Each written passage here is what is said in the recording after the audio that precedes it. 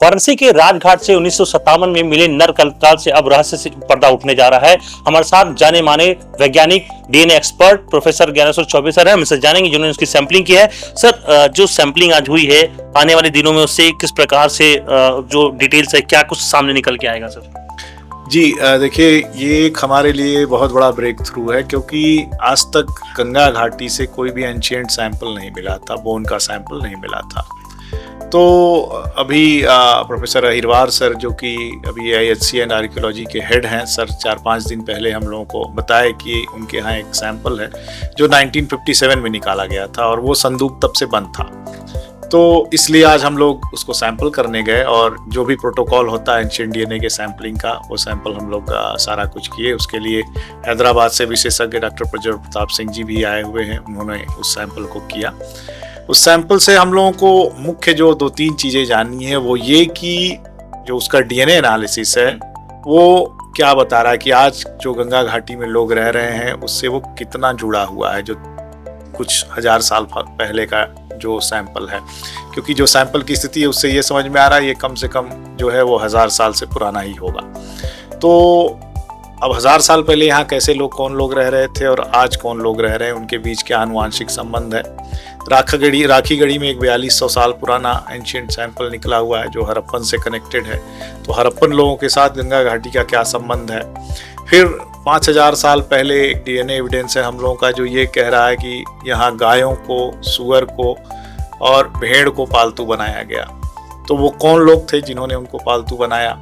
तो ये कई सारी चीज़ें। फिर उस जो व्यक्ति जो है वो खाना क्या खाता था, है ना, क्योंकि जो हम भोजन करते हैं वो हमको हमारे जो है वो शरीर में रहता है और उसको हम ईजिली पता कर सकते हैं। तो ऐसे ही करके कई सारे सवाल हैं जो एक हमारे पुरानी जो गंगा घाटी की सभ्यता है या बनारस की शुरुआत हम कह सकते हैं, तो उसके बारे में हमें काफ़ी कुछ पता चल सकता है। ये सर डीएनए रिपोर्ट कब तक सामने आ जाएगी?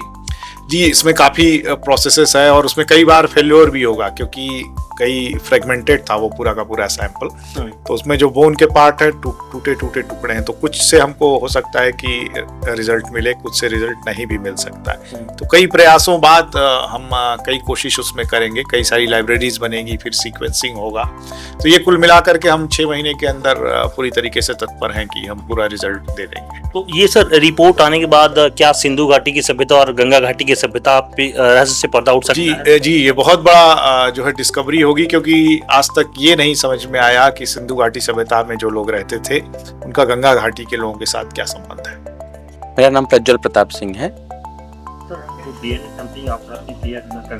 कितना पुराना है? कार्बन डेटिंग हुई है इसकी? अभी नहीं हुई है कार्बन डेटिंग। तो हमारा जो अगला प्रस्ताव है उसमें हम लोग तो एक तो डीएनए आइसोलेशन करके उसका डीएनए का जांच करना चाह रहे हैं। उसके साथ ही साथ हम ये भी चाहेंगे कि इसका कितना पुराना डेट है उसकी भी एनालिसिस करें, ताकि एग्जैक्टली पता चले कितनी पुरानी है। जो आर्कियोलॉजिकल डेट है वो लोग जो बोल रहे हैं वो बोल रहे हैं 800 BC की है। दैट मीन्स ऑलरेडी मतलब 2800 पुरानी बोन्स है। तो वो आर्कियोलॉजिकल कंटेक्स्ट है, बट एग्जैक्टली वो क्योंकि डिफरेंट लेयर्स में मिली हुई बोन्स हैं, तो हमको एक बार उसमें देखना है कि आर्कियोलॉजिकल जो कंटेक्स्ट है और जो हमको इसकी एग्जैक्ट जो कह सकते हैं कि आपकी डीएनए जो हमको बता रहा है उसकी डेटिंग या कार्बन रिलेटेड डेटिंग है जो उसके, वो हम अभी करेंगे। 4 to 6 मंथ लगेंगे अभी इसकी रिपोर्ट बाहर आने में। जी, बात पर क्या-क्या रहस्य से पर्दा उठ सकता है? जैसे कि हम लोगों का जो मेन क्वेश्चन है कि जैसे हमको सिंधु घाटी सभ्यता के बारे में पता है, बट जो बीच के जो गंगा घाटी गंगा प्लेन के लोग थे वो कौन थे, वो कहाँ से आए, क्या उनके बीच में और जो हमारी इंडस वैली सिविलाइजेशन है उनके बीच में क्या कनेक्शंस है। तो हम ये जानना चाह रहे हैं। पहला तो क्वेश्चन यही है कि जो हमारे जो कौन है, हमारे एंसिस्टर कौन है जो गंगा प्लेन के हैं। तो इस बोन से ये पता चल पाएगा कि एंसिस्टर कौन से। उसके साथ ही साथ बहुत सारी बीमारियां जो हम लोगों के आज के जीवन में जो हैं वो भी एक कंपेरेबल हो पाता है कि पुरानी जो बोन्स हैं उसके हिसाब से देखने के बाद उसके और अब के में कितना चेंजेस आए हैं, कितना एडवांसमेंट हुई है, क्या चीज़ें प्लस हुई हैं, क्या चीज़ें माइनस हुई, जिससे हम ये भी अनुमान लगा सकते हैं कि जो पुरानी पॉपुलेशन थी वो किसी पर्टिकुलर डिजीज़ के लिए सब्सिप्टिबल थी और इस 2800 साल बाद हम लोग उस पे मतलब सिलेक्शन पे प्रेशर या कैसे सिलेक्शन ने काम किया कि हम अब बेहतर हो चुके हैं, या फिर कुछ चीज़ें ये थी जो हम लोगों के मतलब जो भी पुराने में थे अब में नहीं है, ऐसे करके हम वो कंपेयर करके वो भी जो भी डिजीज़ेज़ हैं उनके बारे में भी पता करने की कोशिश करेंगे। सबसे पहली बात तो ये है कि उसका कोई भी डिटेल हमारे पास नहीं है। वो 57 से 69 में राजघाट की खुदाई प्रोफेसर ए के नारायण साहब ने की थी।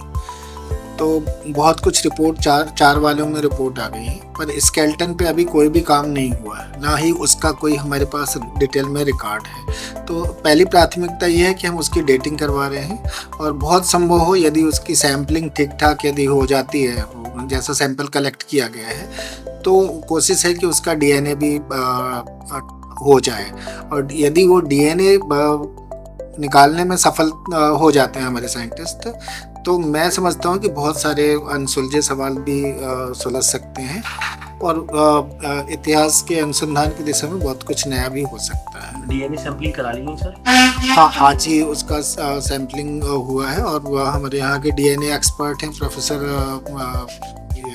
चौबे जी, जो जूलॉजी के हैं, ज्ञानेश्वर चौबे, उन्होंने कलेक्ट किया है। उनकी टीम आई हुई थी, और ये पहली बार हुआ है जब से खुदाई के बाद उसको स्केल्टन को हम लोगों ने बॉक्स से खोला है। अभी पूरी तरह से संरक्षित था, जैसा खुदाई में मिला था उसी फॉर्म में वो रखा हुआ था। सर क्या डीएनए सैंपलिंग के बाद ये चीजें भी क्लियर हो पाएंगी कि गंगा घाटी और सिंधु घाटी की सभ्यता मैच करेगी?